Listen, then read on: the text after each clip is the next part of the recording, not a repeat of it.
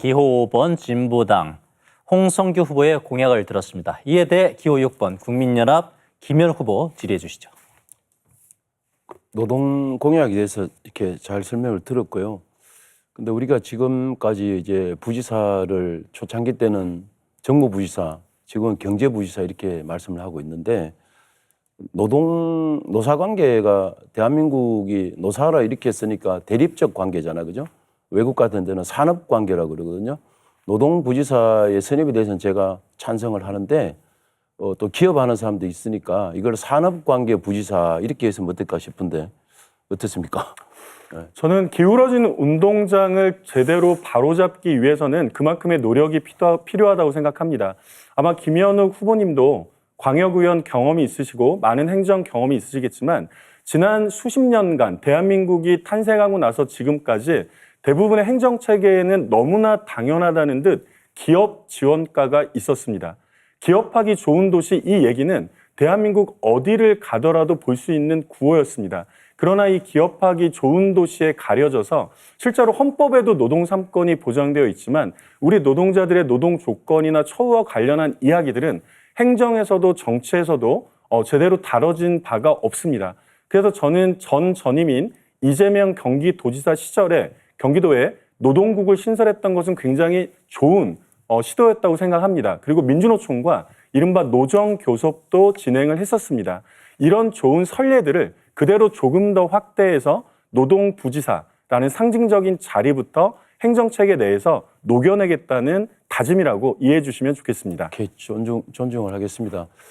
한 가지 좀 노동관계 얘기가 나왔으니까 지금 삼성전자에서 이번에 이제 상여금 문제를 가지고 잘 타결된 것에 대해서는 다행스럽게 생각하는데 제가 한라그룹에 있을 때 한라건설의 노동조합 사무국장을 역임했고 그때 민주노총의 권영길 선배님께서 위원장 하시듯 가입을 했는데요.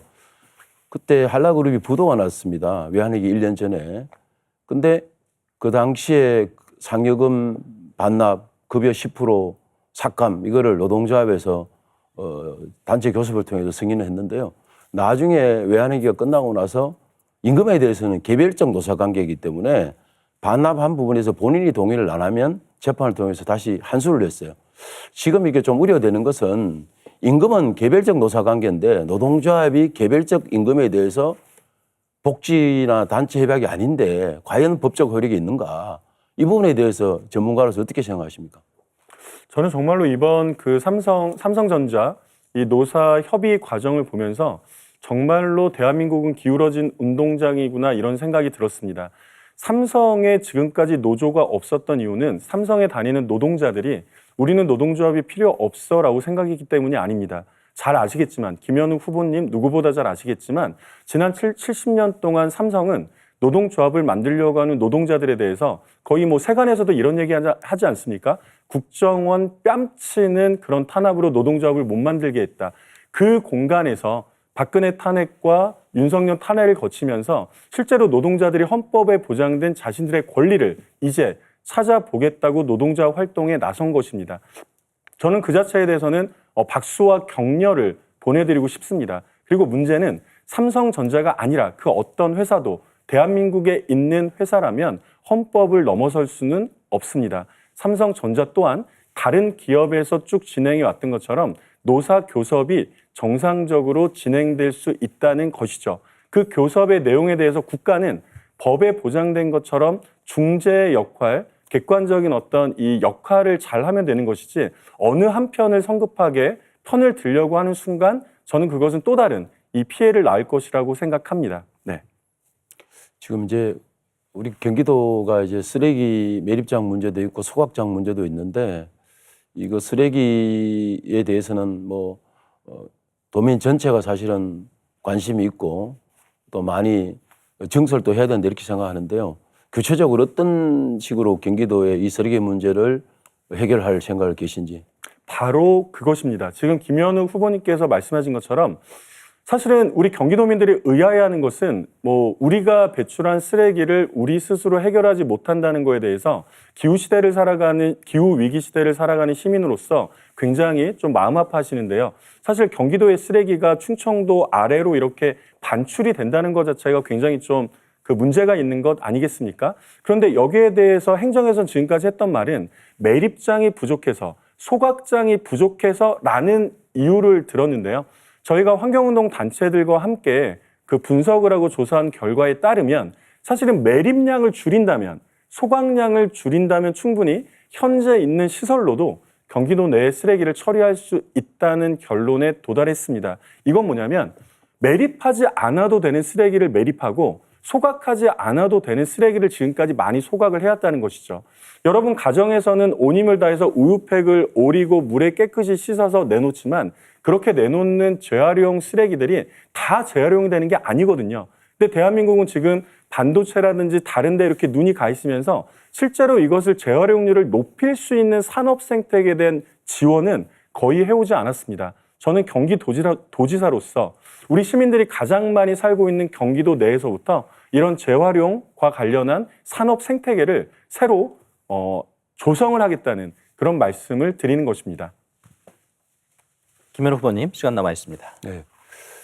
우리 경기도에 공무원 노조가 있고 아마 정책개혁실 우리 홍보부도 했을 것이고 저도 다녀왔는데요. 지금 우리 공무원 노조 활동하시는 분들이 건의사항이 있어요. 의회가 독립적으로 이렇게 분리되면서 의회에 있는 분들이 어떻게 보면 진급에 더 혜택을 많이 보고 또 국정감사는 사실은 경기도가 안 받아도 되는 것인데 국정감사 할 때 경기도 공무원들이 굉장히 힘들어해요. 그러니까 집행부에 있는 공무원과 의회에 있는 공무원들의 인사행평성 또 공정성 이런 기회균등의 원칙이 잘 지켜지지 않는다. 그래서 경기도 인사위원회에서 공무원 노조에서 추천한 한 분을 참여시킨 위원으로 참여시키는 데에서 우리 홍보원의 생각이 어떠십니까? 예, 전적으로 동의합니다. 아마 김현욱 후보자님과 똑같은 질의서를 저도 제출을 받고 그리고 똑같이 정책 협약을 하지 않았을까 싶습니다. 공무원 문제가 나왔으니까 저는 이 얘기는 꼭 한번 드리고 싶습니다. 가짜뉴스가 횡행을 많이 하고 있는데 그중에 대표적인 가짜뉴스가 뭐냐면 저도 거리에서 선거운동을 하면서 그런 얘기 종종 많이 듣습니다. 대한민국은 공무원이 너무 많아. 그러나 존경하는 경기도민 여러분, 대한민국의 공무원 숫자는 행정을 담당하는 사람들은 OECD 평균으로 보더라도 평균보다 한참 적습니다. 그러므로 대한민국의 행정 시스템이 훨씬 더 우리 주민들에게 친화적인 복지에 도움이 되는 우리 민생의 삶의 질을 높이는 행정이 되기 위해서는 이 공무원의 숫자를 현실에 맞게 늘리는 것은 굉장히 중요합니다. 저는 공무원뿐 아니라 보건의료 노동자들 그리고 곳곳에서 우리 삶에 직접 연결되는 수많은 이 인력들의 확충에 대해서 적극적으로 고민하고 경기도정에서 실현해 보겠습니다. 네, 이렇게 해서 진보당 홍성규 후보는 주어진 시간을 다 썼기 때문에 이제 국민연합의 김현우 후보는 홍 후보의 공약에 대한 본인의 생각을 말씀하셔도 되고요. 나머지 2분 자유롭게 쓰시면 되겠습니다. 존경하는 경기도민 여러분, 진보 정치를 주도하고 있는 진보당의 우리 홍 후보님의 생각에 대해서 저는 전적으로 좋은 생각을 생각하고 우리가 지금 보수와 진보는 싸우는 그런 정치 세력이 아니고요. 이렇게 얼마든지 협력해서 선언을 이룰 수 있다는 걸 저는 꼭 도민 여러분께 말씀드리고 싶습니다. 우리 경기도가 지금까지 서울의 주변 도시로 어떻게 보면 혐오시설이라든지 또 공장이라든지 이런 기업체를 많이 받아서 서울의 보조도시 비탁이 됐는데 저는 이번 지방선거를 통해서 우리 경기도가 다시 도약했으면 좋겠고 홍 후보님은 화성이 고향이시고 경기도를 위해서 많은 시간을 할애했고 저도 마찬가지입니다. 경기도 의원을 젊은 나이 때 이렇게 하면서 경기도에 대한 철학, 사고, 경험을 배우고 익혔는데 지금은 거대 양당은 다 경기도에서 잘 몰라요. 우리 국도 43호선, 23호선, 경기도 30여 시군의 곳곳에 동명칭, 경기도의 역사를 아는지 제가 잘 모르겠습니다. 앞으로는 경기도의 도의사는 국회의원 출신도 아니고 경기도에서 오래 활동하고 헌신하고 봉사하고 배우고 익힌 사람들 중에서 선택을 됐으면 좋겠다는 말씀을 드립니다. 기초자치단체의 기초의원이 예를 들면 용인시에 용인시의원을 했으면 3선, 4선 하면 용인을 가장 잘 알지 않습니까? 그분들이 용인시장을 하고 경기도 의원 3선, 4선 하시면 경기도 20년 연구했습니다.